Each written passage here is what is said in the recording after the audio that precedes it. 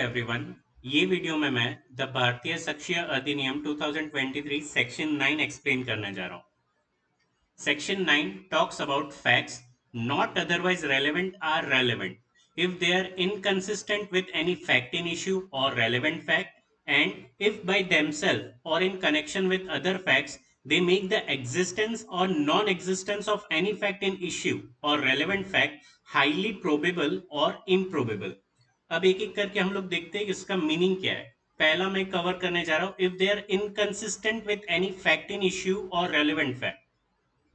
The object of any trial is to establish or disprove a particular claim or charge by evidence. Thus, any fact which either proves or tends to disprove the claim of a charge is relevant. आज suppose किसी पे murder का charge लगा हुआ है, but murder के time अगर वो व्यक्ति वहां पे मौजूद ही नहीं था, वो सिटी पे या फिर वो प्लेस पे, तो यहाँ पे देखो वो कंप्लीटली वो एलिगेशन को डिस्प्रूव कर रहा है, तो वहां पे वो रेलेवेंट हो जाएगा। Facts inconsistent with any fact in issue or relevant facts. Under subsection 1 of section 9, facts are relevant because they are inconsistent with any facts in issue or relevant fact. They are so diametrical opposed to the facts in issue that the existence of those facts makes the existence of those facts in issue or relevant fact impossible. Inconsistencies implies opposition containing legal contradiction. One fact is said to be inconsistent with the other when it cannot coexist with the other.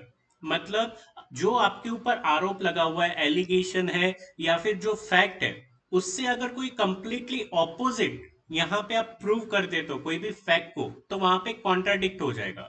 Example भी यहाँ पे, the question is whether A committed a crime at Chennai on a certain day.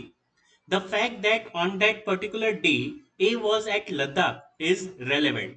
Now these two facts are inconsistent with each other.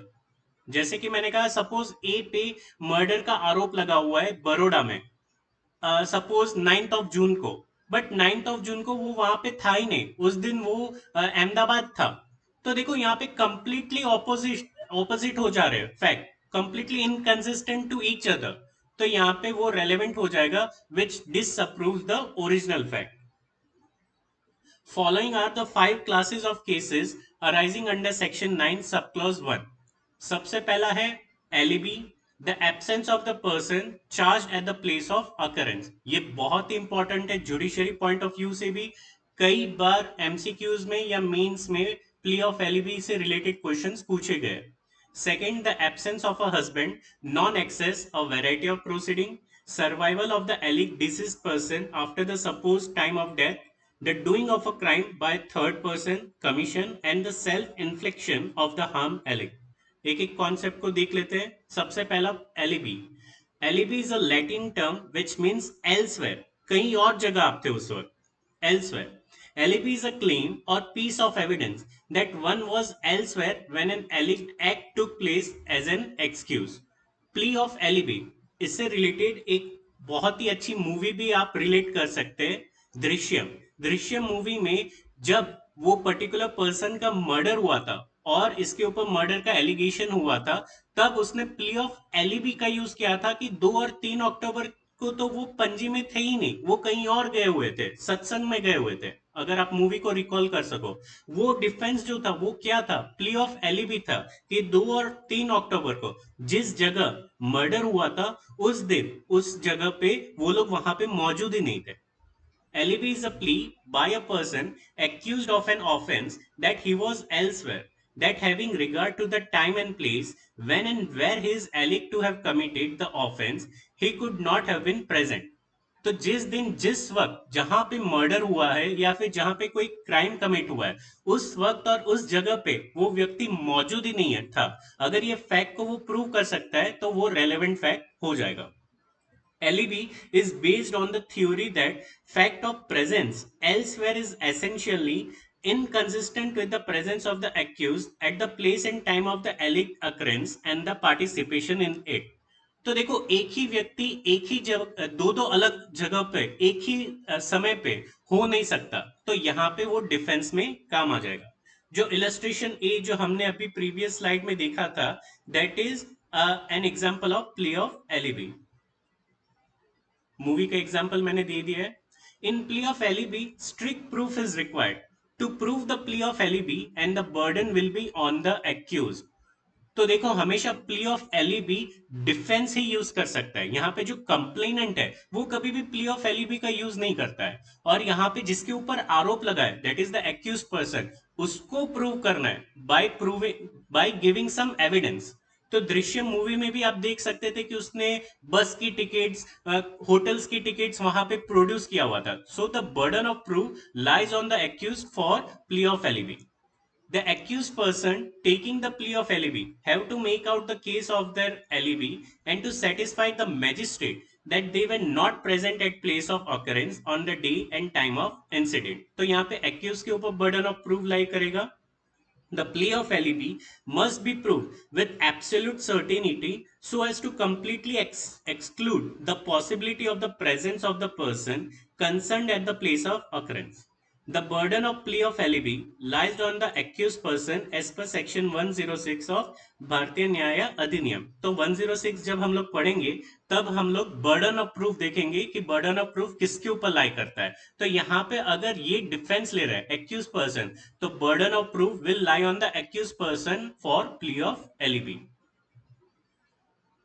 इससे related cases, alibi से related cases आप यहाँ पे note down कर सकते हैं। हर एक चीज में सेम चीज की बात हो रही है कि जिस समय जो वहां पे दुर्घटना हुई थी, इंसिडेंट हुआ था, तब वहां पे एक्यूज पर्सन मौजूद नहीं था।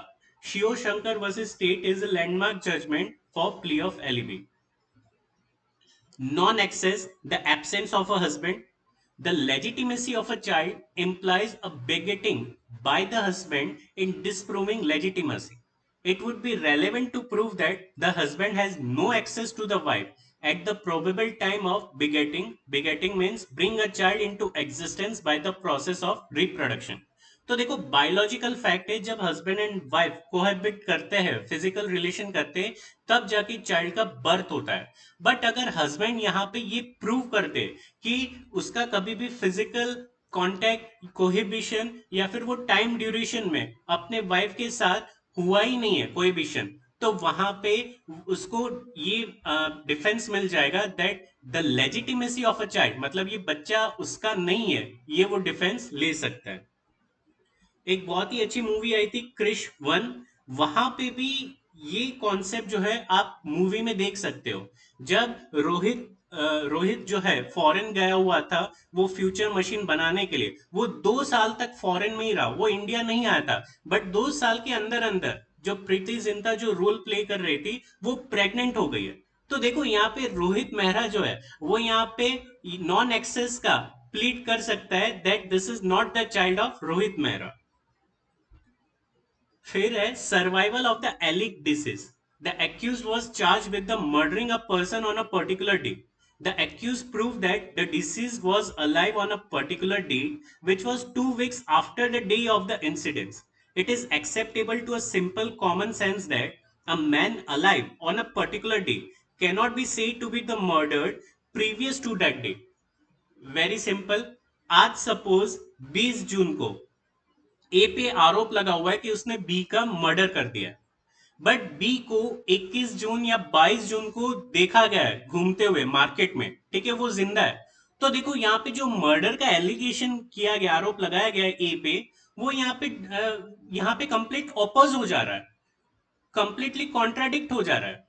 आज आप बोल रहे हो कि बी मर चुका है और दूसरे दिन आप उसको देख सकते हो वो जिंदा है, तो फिर यहाँ पे वो डिफेंस आप ले सकते हो that this is the survival of the एलिक डिसीज, जिसका आरोप मेरे पे लगा हुआ है, जिसको मारने का आरोप लगा हुआ है, वो खुद अभी जिंदा है। तो वो मरा कैसे है और मरने का आरोप मेरे पे लग कैसे सकता है, वो आप डिफेंस यहाँ पे ले सकते हैं। देखो ये जिंदा है, अगर वो व्यक्ति मर ही चुका है और जिस डेट को आरोप लगा हुआ है सपोज 20 जून, उसके बाद वो जिंदा है, तो यहाँ पे मर्डर का चार्ज ही नहीं हो रहा है।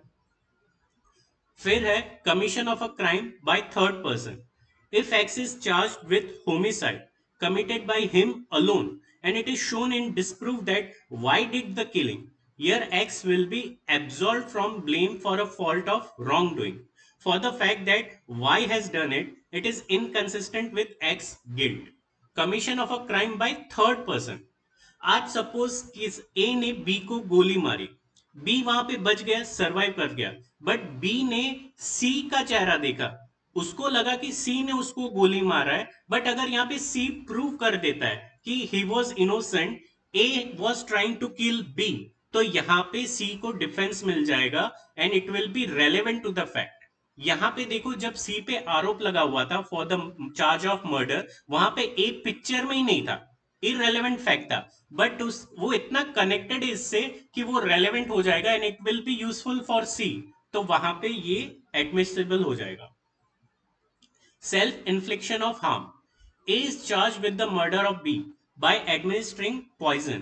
Here A can lead evidence under section 9 subclause 1 to prove that B committed suicide by consuming poison, and it is relevant as it is inconsistent with the fact in issue that A administered poison to B. Again simple example है, आज suppose a poison खरीद के भी आता है, a poison खरीद के आ रहा है, बट उसने बी के खाने में पॉइजन नहीं डाला हुआ है, तो देखो यहाँ पे प्रिपरेशन था, बट उसने ये कमिट नहीं किया हुआ है क्राइम, एक्टस रियस नहीं किया हुआ है, बट यहाँ पे बी को सुसाइड करना था, उसने देखा कि घर पे पॉइजन पड़ा हुआ है और उसने वो कंज्यूम कर लिया. तो यहाँ पे अगर सेल्फ इंक्रिमिनेशन ऑफ हार्म हो रहा है, एस्टैब्लिश आप कर पा रहे हो, तो वहां पे ए इनोसेंट है and he will be found not guilty for the murder of B. उसके बाद सब क्लॉज 2 यहाँ पे आ जाता है, 9 sub clause 2. Facts making the existence और non existence of any fact in issue और रेलेवेंट फैक्ट हाईली प्रोबेबल और इम्प्रोबेबल. सबसे पहले प्रोबेबल क्या है ये देख लेते हैं. Probable means having more evidence for then against supported by evidence which inclines the mind to believe but leave some room for doubt. Probable, probability जैसा कि यहाँ पे एक से ज्यादा आप एविडेंस लेके आ रहे हो जिससे कि आप उसके उसके ऊपर दावा नहीं कर सकते कि ये ऐसा ही हुआ है, ऐसा भी हो सकता है, प्रोबेबिलिटी यहाँ पे. Highly probable means more than normal standard of probability. It helps the court to a conclusion as regards the existence or non-existence of the fact in issue. Highly probable मतलब ये होने के चांसेस ज्यादा है, ऐसा ही हुआ ऐसा नहीं है, बट चांसेस है. फॉर एग्जाम्पल, आज ए का मर्डर हुआ एक पर्टिकुलर प्लेस पे, वो प्लेस पे सिर्फ बी को देखा गया था, किसी ने बी को मर्डर करते हुए नहीं देखा, बट यहाँ पे हाई प्रोबेबिलिटी चांस है कि बी ने ही ए का मर्डर किया हुआ है. क्यों? क्योंकि मर्डर के वक्त पे उस जगह पे सिर्फ बी और बी को ही पाया गया था. Under this clause, the facts are relevant only because if they are proved, either it becomes highly probable for the fact in issue to exist or it becomes highly improbable for the fact in issue to exist. तो यहाँ पे probable में दोनों हो सकते हैं. अगर आपने कोई फैक्ट बता दिया, प्रूव कर दिया, जिससे कि जो आपके फैक्ट इन इश्यू थे या रेलेवेंट फैक्ट थे उससे वो मिक्स हो जाता है, प्रूव हो जाता है, तो वहां पे हाईली प्रोबेबल हो जाएगा. और अगर डिस्प्रूव हो जा रहा है वो फैक्ट, तो वहां पे हाईली इम्प्रोबेबल हो जाएगा. And landmark cases related to section 9 sub clause 2. In Reg versus Prabhudas, it has been held that on a charge of forgery, evidence of possession by the accused of other documents suspected to be forged was inadmissible. यहाँ पे आपके ऊपर forgery का charge लगा हुआ है, but आपके पास जो डॉक्यूमेंट है, सस्पेक्टेड डॉक्यूमेंट ऑफ फॉर्जरी, वो कोई और डॉक्यूमेंट है जिसका दावा आप कर रहे थे कि ये फॉर्ज डॉक्यूमेंट है. For example sale deed, but आपके पास सेल डीड है ही नहीं, कोई और डॉक्यूमेंट है अदर देन सेल डीड, तो वहां पे वो फैक्ट इनएडमिसिबल हो जाएगा. Santa Singh versus State of Punjab, the witnesses testified that they have seen the deceased being shot from a distance of 25 feet. The medical opinion indicated that the nature of the wound was such that it could have been caused only from the distance of less than a yard. The expert opinion here rendered the testimony of the witnesses highly improbable. Witness बोल रहा है कि इतने distance से ही गोली मारते हुए हमने देखा था, बट मेडिकल फैक्ट्स या मेडिकल ओपिनियन ये बता रहा है कि उससे कम डिस्टेंस में ही होगा, तभी उसको इतनी इंजरी हो सकती है. तो यहाँ पे देखो इम्प्रोबेबल हो गया, हाईली मतलब डिसअप्रूव हो गया of the fact of the witnesses. So this was section 9 of BNA.